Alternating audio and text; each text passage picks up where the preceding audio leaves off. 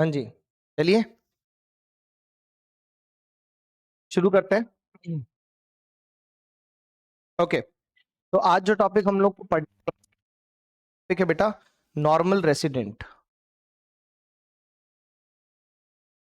Normal resident, हमें ये समझना है कि नॉर्मल रेसिडेंट क्या होता है। ठीक है जी। अब नॉर्मल रेसिडेंट का टॉपिक आपको अगर अच्छे से समझना है तो उस नॉर्मल रेसिडेंट से पहले हमें एक और छोटा सा कॉन्सेप्ट करना है, तो मैं आपको पहले वो कॉन्सेप्ट करवाता हूं। देखिए, दो छोटे छोटे कॉन्सेप्ट हैं, जिसमें एक का नाम है सिटीजनशिप और दूसरे का नाम है रेसिडेंटशिप।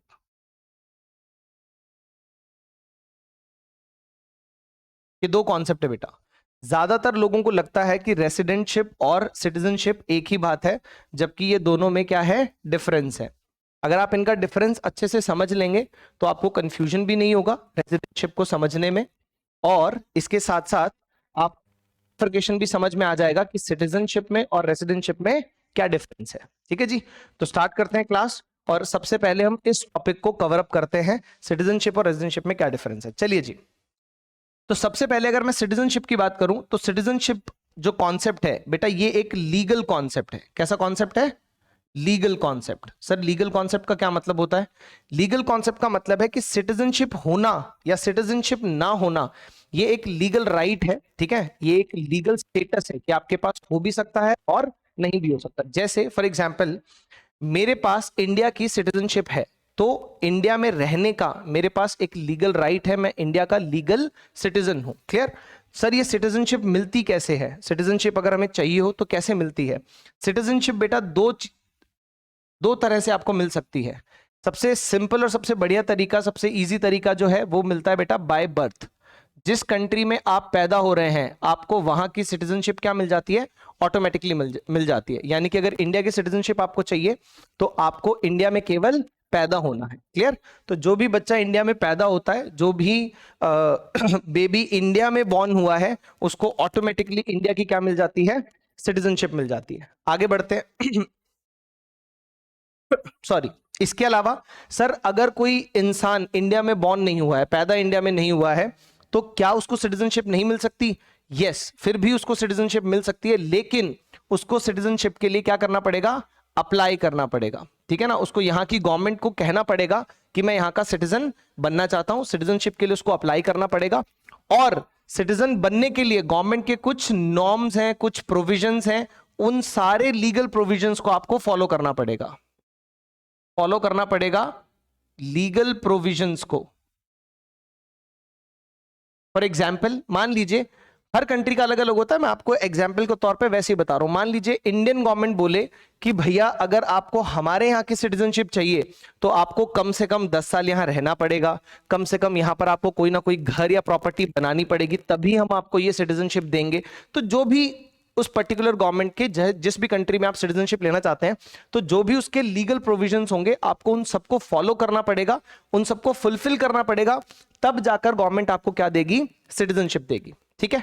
तो सिटीजनशिप का मतलब है बाय बर्थ से सिटीजनशिप मिलना, या फिर कुछ लीगल प्रोविजंस को फॉलो करके गवर्नमेंट से सिटीजनशिप लेना। ये दो ही तरीके हैं सिटीजनशिप को लेने के। ठीक है? हर कंट्री के जो लीगल प्रोविजंस हैं वो अलग अलग हो सकते हैं। कोई कंट्री बोलेगी कि 25 साल रहोगे तब सिटीजनशिप देंगे, हो सकता है कोई कंट्री बोले कि 4 साल रह लोगे तो सिटीजनशिप देंगे। हर कंट्री का अलग अलग हो सकता है। Is that clear? ठीक है जी, यहां तक किसी को कोई डाउट? किसी को भी कोई डाउट है तो वो बता सकता है मुझे। यहां तक कोई डाउट हो तो आप बताइए, वरना हम आगे बढ़ते हैं। कोई डाउट यहां तक? कम ऑन, फटाफट रिप्लाई करो।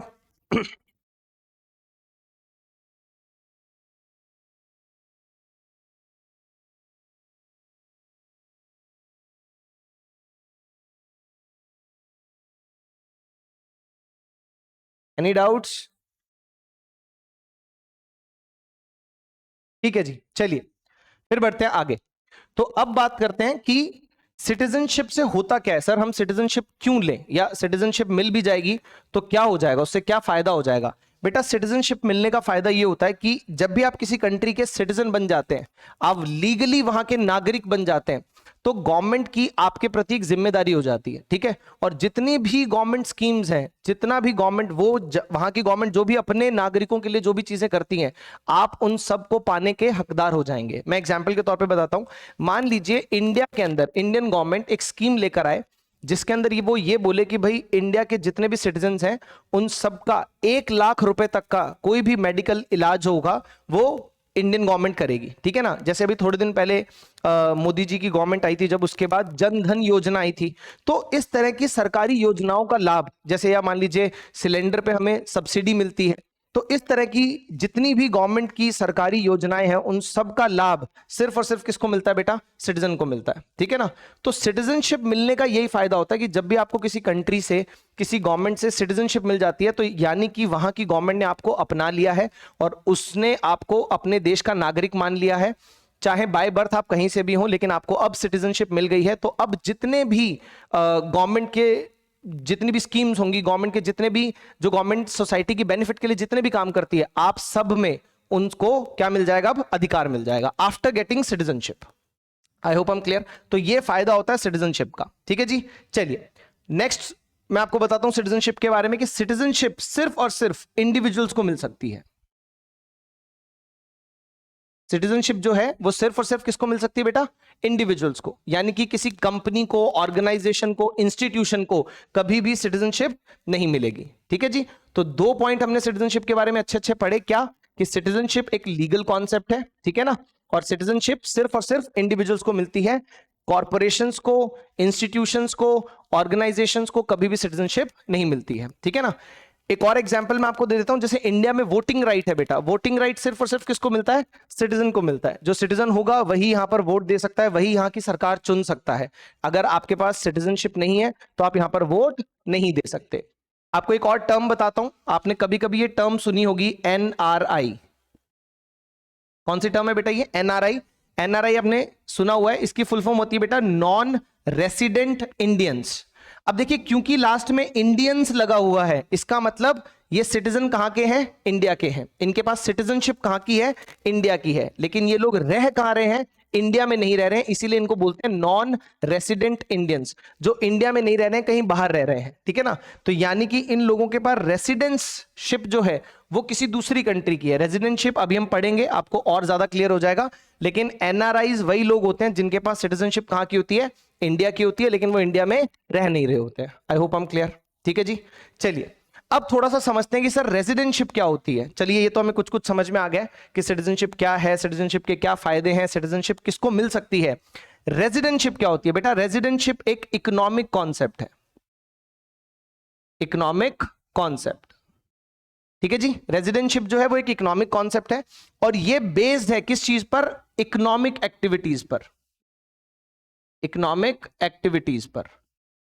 जैसे आपका सिटीजनशिप बेस्ड है कि कहां पैदा हुए या आपने ये लीगल प्रोविजंस फॉलो किए या नहीं किए, वैसे ही रेजिडेंटशिप किस चीज पर बेस्ड है कि आप इकोनॉमिक एक्टिविटीज कहां परफॉर्म कर रहे हो। जहां पर कोई इंसान अपनी इकोनॉमिक एक्टिविटीज परफॉर्म करता है, ज्यादातर इकोनॉमिक एक्टिविटीज। अब सर इकोनॉमिक एक्टिविटीज में क्या आता है? इकोनॉमिक एक्टिविटीज के अंदर आता है बेटा अर्निंग मनी, अर्निंग इनकम, पहली चीज। दूसरी चीज आती है स्पेंडिंग इनकम, इनकम खर्च कहां कर रहे हैं, स्पेंडिंग इनकम। और तीसरी चीज आ जाती है एक्यूमुलेटिंग वेल्थ। मैं तीनों का आपको एग्जाम्पल भी देता हूं और मतलब भी समझाता हूं, सुनिए। अर्निंग इनकम तो बहुत सिंपल है कि आप कहां रहकर कहां से इनकम अर्न कर रहे हो, पहली चीज। स्पेंडिंग इनकम मींस कि आप अपनी इनकम का ज्यादातर हिस्सा खर्च कहां कर रहे हैं। और तीसरा एक्यूमुलेटिंग वेल्थ का मतलब है कि आप पैसा इकट्ठा कहां कर रहे हैं, प्रॉपर्टी कहां बना रहे हैं। मैं आपको एग्जांपल देता हूं। जैसे मान लीजिए कि मैं हमेशा से इंडिया में ही रहा हूं, ठीक है ना, हम आज तक, मैं कभी बाहर नहीं गया हूं आज तक। तो इनकम मैंने अर्न कहां की? इंडिया में। इनकम मैं खर्च कहां करता हूं? इंडिया के अंदर। और अगर कोई प्रॉपर्टी बनाई है या कोई गाड़ी खरीदी है, लैंड, पीस ऑफ लैंड हमने खरीदा है, प्लॉट खरीदा है, घर बनाया है, तो प्रॉपर्टी का जो एक्यूमुलेशन किया है, वेल्थ का जो एक्यूमुलेशन, एक्यूमुलेशन का मतलब इकट्ठा करना, ठीक है जी। वेल्थ अगर हमने एक्यूमुलेट भी की है तो वो भी कहां की है? इंडिया के अंदर। तो दैट मींस मैं अपनी मेजर इकोनॉमिक एक्टिविटीज कहां कर रहा हूं, इंडिया में कर रहा हूं। तो बेटा रेजिडेंटशिप जो है ना वो एक इकोनॉमिक कॉन्सेप्ट है। जो व्यक्ति अपनी ज्यादातर इकोनॉमिक एक्टिविटीज जिस कंट्री में करता है वो वहां का क्या बन जाता है, रेजिडेंटशिप बन जाती है। उसको रेजिडेंटशिप वहां की मिल जाती है, या यूं कह लीजिए वो वहां का रेसिडेंस बन जाता है। Is that clear? ठीक है जी, यहां तक क्लियर है? बताइए फटाफट, कोई डाउट है तो फटाफट बताओ, वरना आगे बढ़ते हैं। शाबाश, जल्दी जल्दी जल्दी रिप्लाई करो फटाफट।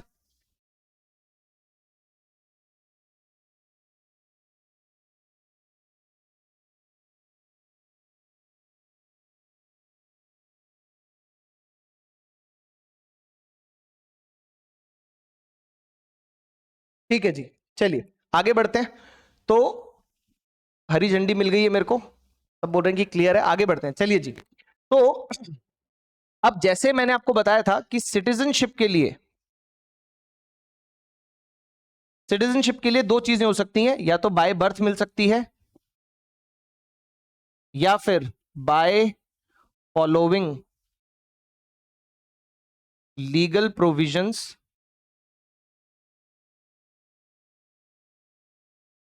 Prescribed by government. ठीक है जी, गवर्नमेंट जो लीगल प्रोविजंस बता रही है या तो आप उनको फॉलो कर लीजिए, या आप उस देश में पैदा हो जाइए तो आपको वहां की क्या मिल जाएगी, सिटीजनशिप। अब बात करते हैं रेजिडेंटशिप कैसे मिलती है, या हम कैसे पहचानेंगे कि रेजिडेंटशिप कैसे मिलेगी। आप रेजिडेंट कब बनेंगे, कैसे बनेंगे? या तो आप ऑर्डिनरीली रिसाइड करते हो उसी कंट्री में, ordinary reside in that country, जिस कंट्री का आपको रेसिडेंट बनना है। आप ऑर्डिनरीली का मतलब होता है बेटा नॉर्मली, सामान्य तौर पर आप उसी कंट्री में रहते हो। ठीक है जी। अब सर सामान्य तौर पे उसी कंट्री में रहने का क्या मतलब है, क्या कोई पीरियड है? यस पीरियड है। तो वो पीरियड मैं एक्सप्लेन कर देता हूं। यहां पर क्या है बेटा, more than 1 year, more than 1 year. यानी कि कोई भी व्यक्ति अगर किसी कंट्री में मोर देन 1 ईयर रहता है तो ये वाली कंडीशन क्या हो जाएगी, फुलफिल हो जाएगी। ये मान लिया जाएगा कि वो ऑर्डिनरीली उसी कंट्री में रहता है। ठीक है ना, अगर वो मोर देन 1 ईयर रह लेगा तो हम ये मान लेंगे कि वो ऑर्डिनरीली उसी कंट्री में रहता है। तो कंडीशन 1 फुलफिल हो गई। कंडीशन नंबर 2, अगर उसका सेंटर ऑफ इकोनॉमिक इंटरेस्ट लाई करता है, lies in that particular country. ठीक है जी। सर इसका क्या मतलब है? देखिए ये दो कंडीशंस फुलफिल होने पे रेजिडेंटशिप हो जाएगी। दूसरे का मतलब है कि centre of economic interest lies in that country, ये हम कर चुके हैं बेटा, बस सिर्फ टर्मिनोलॉजी नहीं आई है। तो टर्मिनोलॉजी क्या है, सेंटर ऑफ इकोनॉमिक इंटरेस्ट उसका उसी कंट्री में लाई करना चाहिए। और ये कैसे पता लगेगा कि उसका सेंटर ऑफ इकोनॉमिक इंटरेस्ट उस कंट्री में लाई कर रहा है कि नहीं कर रहा है? तो बेटा वही 3 चीजें हैं, वो इकोनॉमिक एक्टिविटीज वहीं परफॉर्म करे, यानी कि अर्निंग इनकम, स्पेंडिंग इनकम और एक्यूमुलेटिंग वेल्थ। जैसे अगर मेरे बारे में बात की जाए तो मैं इंडिया में इनकम अर्न करता हूं, इंडिया में ही इनकम स्पेंड करता हूं, और वेल्थ एक्यूमुलेट भी मैं कहां करता हूं, इंडिया में। तो बेटा मेरा सेंटर ऑफ इकोनॉमिक इंटरेस्ट क्या कहा जाएगा, कहां लाई करता है, किस कंट्री में लाई करता है, इंडिया में लाई करता है। मेरा सेंटर ऑफ इकोनॉमिक इंटरेस्ट कहां लाई करता है, इंडिया में लाई करता है। Is that clear? तो ये दो कंडीशंस अगर फुलफिल हो गई तो आप उस कंट्री के क्या बन जाएंगे, रेसिडेंट बन जाएंगे। अब मैं आप लोगों के सामने एक एग्जांपल लेता हूं, ठीक है ना, थोड़ा सा इसको और क्लियर करने के लिए। मान लीजिए हम एग्जांपल ले रहे हैं फॉर एग्जांपल क्रिस गेल का। ठीक है जी, क्रिस गेल वेस्ट इंडीज का प्लेयर है। तो अब क्रिस गेल ऑर्डिनरीली कहां रहता है, ऑब्वियसली वो वेस्ट इंडीज में ही रहता है। ठीक है ना। या मान लीजिए, चलिए हम एक एग्जांपल लेते हैं, एक सिनेरियो लेते हैं कि क्रिस गेल आईपीएल खेलने इंडिया में आया हुआ है। ठीक है ना, और 6 महीने से 6 मंथ्स वो इंडिया में ही रहा। ठीक है ना, 6 महीने वो इंडिया में ही रहा। और आपसे पूछा जाए कि वो 6 महीने से इंडिया में है, बताइए क्रिस गेल रेसिडेंट कहां का है? क्या वो इंडिया का रेसिडेंट बन गया है या इंडिया का रेसिडेंट है? हम उसको इंडिया का रेसिडेंट बोल सकते हैं कि नहीं बोल सकते? आपसे ऐसा पूछा जाए, आपको कुछ नहीं करना, आपको रेजिडेंटशिप का कॉन्सेप्ट चेक करना है और आपको देखना है कि ये दो कंडीशंस फुलफिल हो रही कि नहीं हो रही। तो पहली condition, ordinarily resides in that country, यानी कि यहां पर हम उसका इंडिया के अंदर देख रहे हैं कि वो इंडिया में रेसिडेंट बना कि नहीं बना। तो हम ये देखेंगे क्या वो ऑर्डिनरीली इंडिया में रहता है कि नहीं रहता। तो ऑर्डिनरीली इंडिया में रहने का मतलब है बेटा मोर देन 1 ईयर। क्या उसको मोर देन 1 ईयर हो गया इंडिया में? नो। तो पहली कंडीशन ही फुलफिल नहीं हुई। ठीक है जी, पहली कंडीशन फुलफिल हुई, इसका मतलब तय है कि वो रेसिडेंट नहीं बना इंडिया का। फिर भी दूसरी कंडीशन भी चेक कर लेते हैं बेटा। सेंटर ऑफ इकोनॉमिक इंटरेस्ट उसका लाई करता है क्या इंडिया के अंदर? भाई वो इंडिया में इनकम कमा रहा है, लेकिन अब वो अपनी most of the income spend कहां करता होगा, आप मुझे बताइए। इंडिया में कि वेस्ट इंडीज में? ऑब्वियसली वो वेस्ट इंडीज में खर्च करता होगा ज्यादातर इनकम। इसके अलावा जो भी वो वेल्थ एक्यूमुलेट करता होगा, वो इंडिया में प्रॉपर्टी प्लॉट लेता होगा कि वेस्ट इंडीज के अंदर वो वेल्थ एक्यूमुलेट करता होगा, वो वेल्थ भी वेस्ट इंडीज में एक्यूमुलेट करता होगा। तो बेटा उसका centre of economic interest India में लाई कर रहा है कि वेस्ट इंडीज में लाई कर रहा है? वेस्ट इंडीज में लाई कर रहा है। इसलिए क्रिस गेल रेसिडेंट है कहां का? वेस्ट इंडीज का। वो वेस्ट इंडीज का रेसिडेंट है। जस्ट बिकॉज वो 6 महीने इंडिया में खेलने आ गया और जस्ट बिकॉज वो इंडिया में 6 महीने से रह रहा है, इंडिया में इनकम कमा रहा है, वो इंडिया का रेसिडेंट नहीं बनेगा। क्लियर? और सिटीजन तो कॉन्सेप्ट ही अलग है। सिटीजन तो आपको देखना पड़ेगा कि लीगली उसने कहां की सिटीजनशिप ले रखी है, इंडिया की सिटीजनशिप है उसके पास या नहीं है, ये तो कॉन्सेप्ट ही अलग है बेटा। आई होप हम क्लियर, सेंस समझ में आ रहा है आपको ये? ठीक है जी, फटाफट अगर मुझे बताइए किसी को कोई डाउट है तो फटाफट चैट बॉक्स में डाल दो, या डाउट पूछने का एक और बढ़िया तरीका है, आपके पास एक हैंड रेज का ऑप्शन आ रहा होगा, आप उस हैंड रेज के ऑप्शन को यूज करके वर्बली भी डाउट ले सकते हैं, बोल के भी डाउट ले सकते हैं। ठीक है जी, अगर आपको कोई डाउट्स हैं तो प्लीज फटाफट मुझसे पूछ लीजिए, वरना फिर हम आगे बढ़ते हैं। जल्दी जल्दी जल्दी। ठीक है जी, कोई डाउट्स नहीं है, चलिए आगे बढ़ते हैं। तो ये कॉन्सेप्ट रेजिडेंटशिप और सिटीजनशिप समझने के बाद अब हम अपनी बुक के अंदर जो हमारा टॉपिक दिया हुआ है नॉर्मल रेसिडेंट, उस पर आ जाते हैं। अब हमें जो मेन टॉपिक है हमारा वो करना है नॉर्मल रेसिडेंट का टॉपिक। अब आपको ये टॉपिक बड़े आसानी से समझ में आ जाएगा क्योंकि कॉन्सेप्ट जो है वो आपने सारा कर लिया है। नॉर्मल रेसिडेंट, ये है जी हमारा टॉपिक जो हमें करना है। नॉर्मल रेसिडेंट जो बुक में दिया हुआ है, मैं फटाफट इसकी डेफिनेशन पढ़ रहा हूं। अगर आप बुक है तो वेल एंड गुड, अगर बुक नहीं है जो मैं बोल रहा हूं वो अच्छे से सुन लीजिए, जल्दी से बुक अरेंज करिए ताकि फटाफट आप साथ साथ पढ़ सके। चलिए जी, मैं डेफिनेशन पढ़ रहा हूं, सुनिए और मुझे बताइएगा आपको समझ। Normal residence of a country refers to an individual और एन इंस्टीट्यूशन। देखिए एक चेंज आ गया, यहां पर हमने डेफिनेशन शुरू की और हमें पता लगा कि नॉर्मल रेसिडेंट जो है वो एक इंडिविजुअल भी बन सकता है एज वेल एज एक इंस्टीट्यूशन भी नॉर्मल रेसिडेंट बन सकता है, जबकि सिटीजनशिप में हमने समझा था कि सिर्फ इंडिविजुअल ही सिटीजन बन सकता है। तो एक और डिफरेंस मिल गया हमें सिटीजनशिप का और रेजिडेंटशिप का। ठीक है ना? तो रेजिडेंट कोई भी बन सकता है, एक इंडिविजुअल ह्यूमन बीइंग भी रेजिडेंट बन सकता है, आप मैं राम श्याम सीता गीता, ठीक है ना, ये रेजिडेंट बन सकते हैं। इसके अलावा रिलायंस इंडस्ट्रीज, ठीक है, टाटा इंडस्ट्रीज, ठीक है ना, विप्रो लिमिटेड, जो कंपनीज हैं, जो ऑर्गेनाइजेशंस हैं, वो भी रेजिडेंट बन सकती हैं किसी भी इकोनॉमी की। ठीक है, जबकि सिटीजनशिप की बात करें तो सिटीजनशिप सिर्फ और सिर्फ ह्यूमन बींग्स, आप मैं राम श्याम सीता गीता विपुल, हमें ही क्या मिल सकती है? सिटीजनशिप मिल सकती है। किसी भी इंडस्ट्री को, किसी भी इंस्टीट्यूशन को, किसी भी ऑर्गेनाइजेशन को सिटीजनशिप नहीं मिल सकती। ठीक है जी, तो एक और डिफरेंट पॉइंट हमें मिल गया। चलिए जी आगे बढ़ते हैं। तो मैं डेफिनेशन पढ़ रहा हूं, सुनिए फिर से। Normal residents of a country refers to an individual और an institution who ordinarily resides in that country. तो पहला पॉइंट क्या आया? Who ordinarily resides in that country। ठीक है जी, पहला पॉइंट आ गया कि जो नॉर्मली वहां रहता हो, और मैंने आपको बताया था ordinarily resides in that country का मतलब क्या है? More than 1 year, simple. ठीक है ना जी, तो 1 साल से ज्यादा रहेगा तो ये मान लिया जाएगा कि वो ऑर्डिनरीली उसी कंट्री में रहता है। तो ये हो गया हमारा पॉइंट नंबर 1। आगे बढ़ते हैं जी। And whose center of economic interest also lies in that country। ठीक है जी, whose center of economic interest also lies in that country। तो यहां मैं लिख रहा हूं second point, whose center of economic interest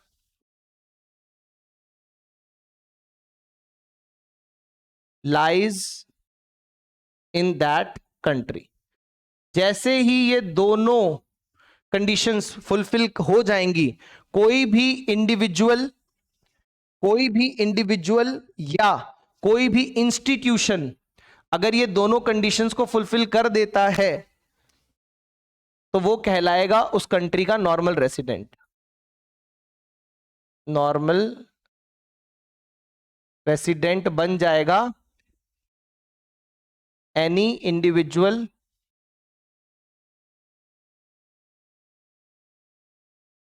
और इंस्टीट्यूशन, एनी इंडिविजुअल और इंस्टीट्यूशन हु,